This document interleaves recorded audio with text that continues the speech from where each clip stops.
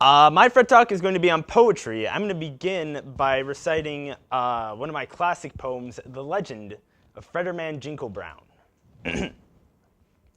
French fries, no lies, this isn't a joke. I once knew a man and he was a bloke who scratched his bum as he walked into town, and his name was Fredderman Jinkle Brown. He walked in the streets, all dazed and confused. He looked ratty, he stank of booze. He wore a sock on his left shoe. He wore a sock on his right one too. He then spotted a man from across the street, and he decided that he just had to meet this fine man. And he thought he had luck. So he walked up, opened his trench coat, and asked, "Wanna buy a rubber duck?" The man stared. "No, I don't think I'll comply." Mr. Brown hurried. "No, you mustn't deny. And you won't be able to after hearing my case. After hearing my speech, you'll buy ducks with grace. They've been crafted from plastics and rubbers of sorts in the mountains of Cushil and trucked to the ports of Nerheit and shipped to another port town where they were handed to me, who you may call Mr. Brown. Now, Mr. Brown, quit your criming. I'm through with your offer and irritating rhyming. Mr. Brown, look, I know you mean good, but I wish not to buy ducks from the hood." Mr. Brown stared at him, and he stared at him back. And at last, sympathy Brown no longer lacked. He turned around and he walked away. He understood he had no need to stay. He walked on the sidewalk, crossed the street to his home, or box. He sadly got in and took off his socks. But feel not bad for Mr. Brown nor his gloves, for he was in business the next day, selling rubber doves. Thank you. Thank you. Before I get the ball rolling, I'm going to recite one final poem, Bricks, Bricks. Bricks, bricks, the sizable sticks, the color of a whimsical rose. For who's to say what's here is to stay in a brick-covered garden hose? And laughing a lot on his yacht, said the musical knave, for spinning while eating and winning by cheating will send you to our brick-covered grave.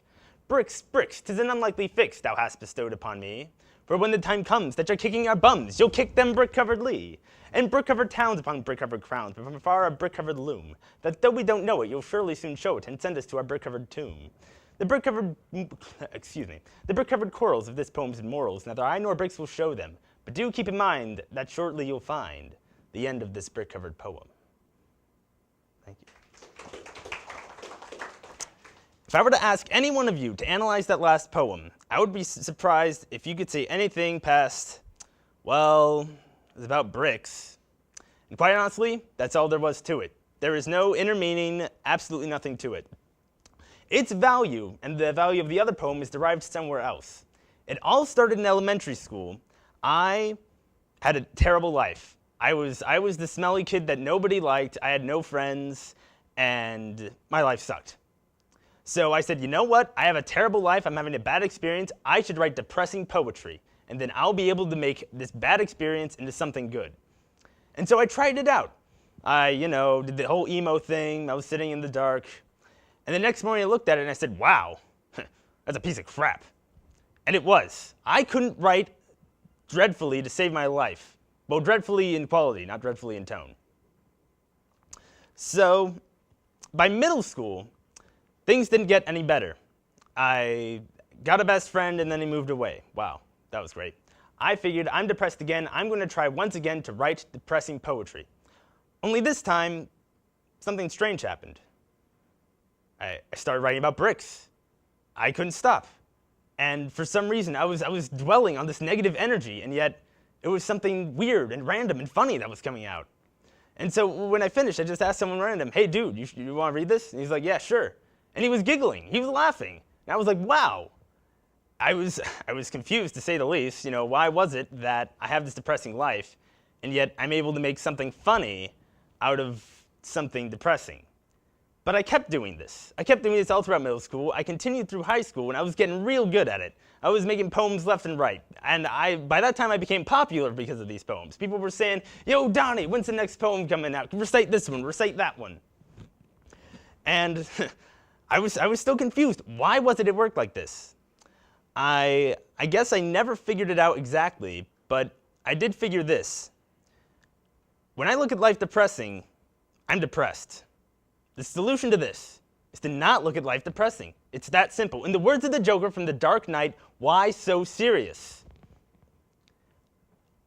I realized I was happier when I pulled positive energy into my work from opposed to negative. So I'm going to start to wrap things up with this poem I actually found from one of my old middle school notebooks.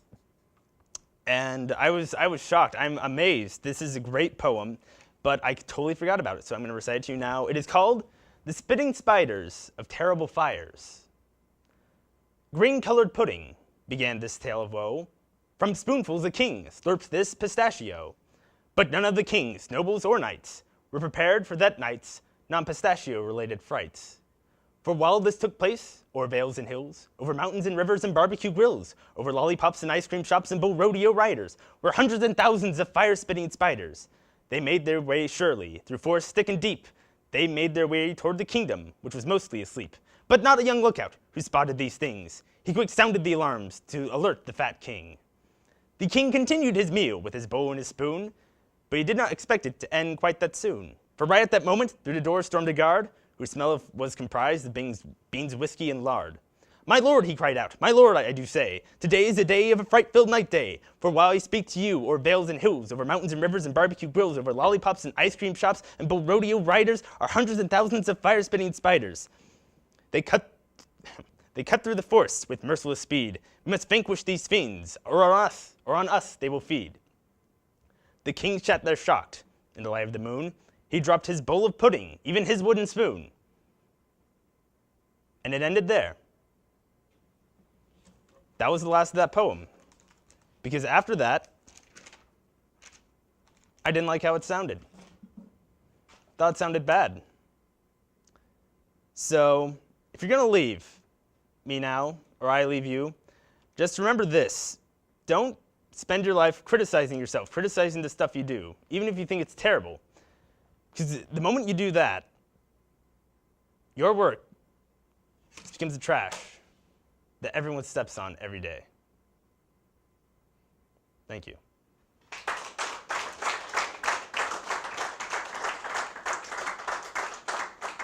Do I still have time? Yes, you do. I'll go ahead and recite another poem. This is actually one of my later ones, entitled The Blueberry Bird. A blueberry bird, how distinctly absurd, on some day for it to come. But little did I know, little could I tell, that the bird was a blueberry plum. For you see, it was me who walked happily in the forests of Mount Bigdukerd, when I spied across a blue albatross, namely the blueberry bird. A blueberry bird on Mount Bigdukerd? That's nonsense, I thought at the time. Until I looked at it, in its natural habitat, and thought, perhaps with a rhyme. So I pulled up my pad I received from my dad, and wrote with my quill on demand. I wrote the first line of meter and rhyme, till the bird snatched the pen from my hand. And the pen it had 8 on this time and date, and chewed and swallowed 'twas weak. For although the pen is mightier than the sword, it isn't against the bird's beak.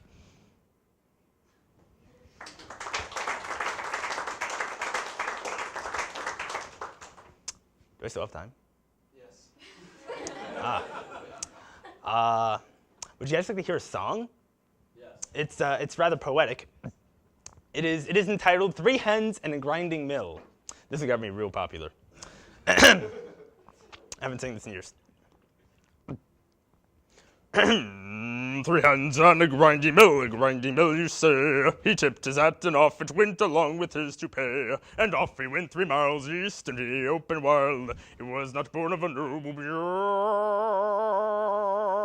but he was a special child.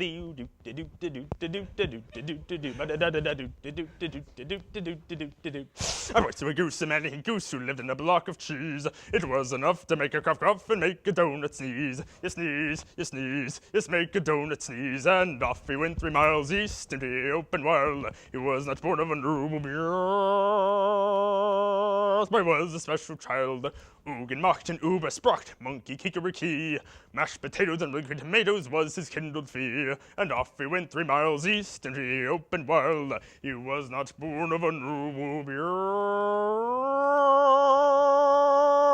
birth, but he was a special child.